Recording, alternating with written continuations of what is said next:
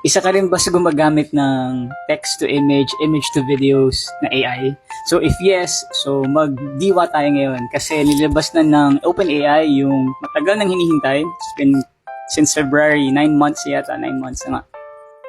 Na pinaramis nila na image to video generation or text to image, image to video generation called Sora, no? So today they just actually released it as part of the 12 days of Christmas nila. So ano ba yung Sora? Sora is mas maganda siguro makita niyo na lang. So this is Sora. So yan, pwede niyo puntahan OpenAI/Sora, yan.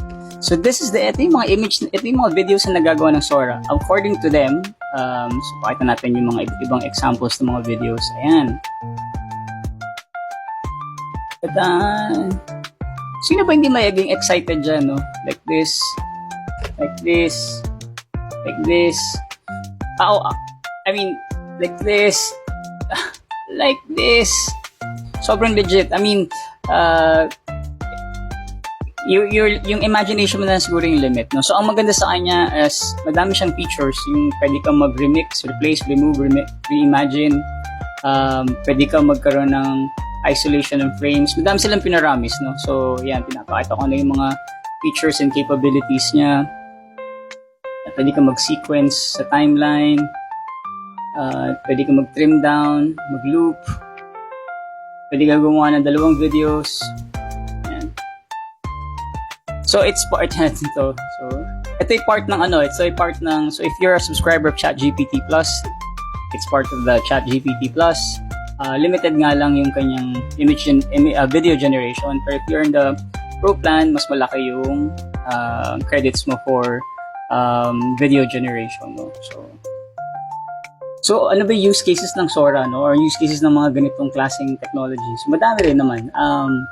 Especially for people who are in the arts or the creative industry, malaking opportunity for you to be able to test ideas or at least create storyboards or make your vision or what you see in your head into an actual video format na pwede mo i-pitch for like a film or anything, no?